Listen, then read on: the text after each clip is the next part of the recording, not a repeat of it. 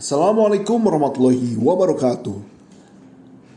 Bapak Ibu yang saya hormati, nama saya Ogna Alif, dan pada kesempatan hari ini saya akan membahas mengenai penerapan Ada Al-Muhakamah dalam muamalah. Kegiatan jual beli merupakan kegiatan yang manusia biasa lakukan sehari-hari. Pergi ke pasar, swalayan, memesan makanan melalui aplikasi, belanja online, dan lain sebagainya.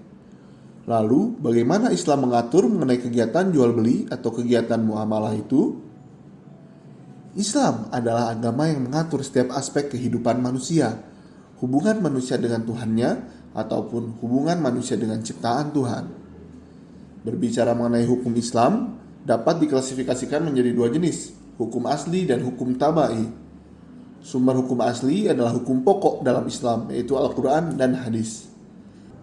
Adapun hukum Islam tabai diklasifikasikan menjadi sumber hukum atau metode istinbat yang muttafaq, disepakati, dan yang mukhtalaf, dipertentangkan.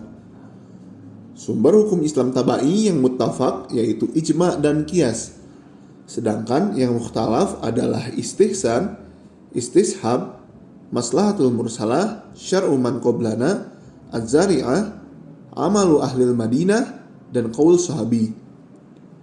Dengan berbagai metodologi tersebut, maka lahir produk hukum yang disebut dengan fikih, yang pada realitanya menjadi sumber hukum Islam bagi masyarakat muslim, yang merupakan furu atau cabang dari sumber hukum asli berdasarkan hasil ijtihad para mujtahid.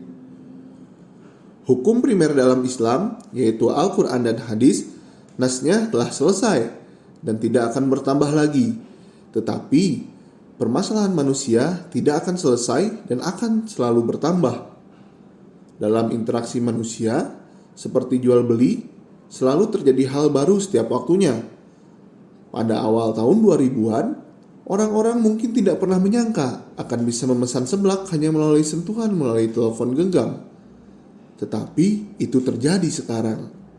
Dan masih banyak lagi fenomena baru dan masalah baru dalam kehidupan sehari-hari manusia. Sekarang kita langsung membahas kaidah al-adah al-muhakkamah. Apa yang dimaksud dengan adat? Menurut Al-Jurjani, yang dimaksud dengan adat adalah sesuatu yang terus-menerus dilakukan manusia, dapat diterima oleh akal, dan manusia mengulang-ulanginya terus-menerus. Seluruh kaidah fikih pada dasarnya ketika dibentuk menjadi sebuah kaidah hukum disandarkan pada nas-nas Al-Quran dan hadis. Yang pertama, misalkan Al-Quran surat Al-A'raf ayat 199. Bismillahirrahmanirrahim. Khudhil afwa wa'mru bil 'urfi wa'rid 'anil jahilin. Menurut As-Suyuti, kata al-'urf pada ayat di atas bisa diartikan sebagai kebiasaan atau adat yang tidak bertentangan dengan syariat. Kemudian, dalam hadis yang diriwayatkan Ibnu Mas'ud, Rasulullah Shallallahu Alaihi Wasallam bersabda yang artinya apa yang dipandang baik oleh orang-orang Islam maka baik pula di sisi Allah Subhanahu Wa Taala. Hadis di atas menandaskan bahwa persepsi positif kaum muslimin pada suatu persoalan dapat dijadikan pijakan bahwa hal tersebut positif di sisi Allah Subhanahu Wa Taala. Oleh karenanya tidak perlu ditentang ataupun dihapus.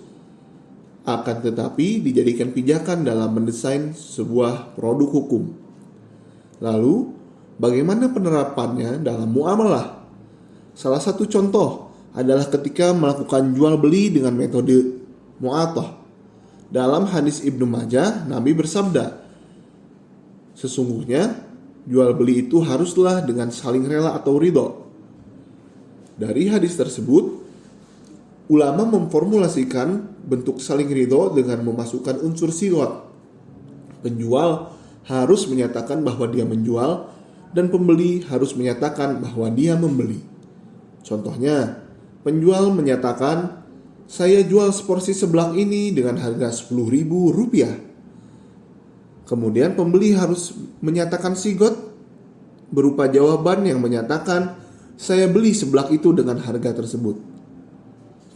Namun, kenyataan yang sering kita temukan, misalkan di toko swalayan, kasir cukup melakukan scan dari barcode untuk mengetahui harga barang, dan pembeli memberikan uang tanpa mengucapkan sigot yang tadi disebutkan. Atau ketika melakukan jual beli online, pembeli sama sekali tidak berbicara secara langsung dengan penjual.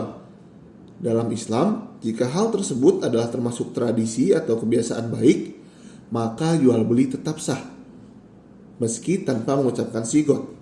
Karena pada intinya tujuan saling ridho dalam jual beli telah tercapai. Kesimpulannya, Islam datang membawa ajaran yang mengandung nilai-nilai uluhiyah atau ketuhanan dan nilai-nilai insaniyah atau kemanusiaan, bertemu dengan nilai-nilai adat istiadat di masyarakat selama sesuai dengan nilai-nilai Islam. Hukum yang didasarkan pada adat akan berubah seiring perubahan waktu dan tempat, dengan maksud bahwa fikih yang tadinya dibentuk berdasarkan adat istiadat yang baik itu akan berubah bila mana adat istiadat itu berubah, termasuk dalam hal bermuamalah dengan berbagai perkembangan model transaksi modern saat ini. Demikian yang dapat saya sampaikan. Terima kasih atas perhatiannya. Mohon maaf apabila ada salah dan khilaf. Kepada Allah saya memohon ampun. Assalamualaikum warahmatullahi wabarakatuh.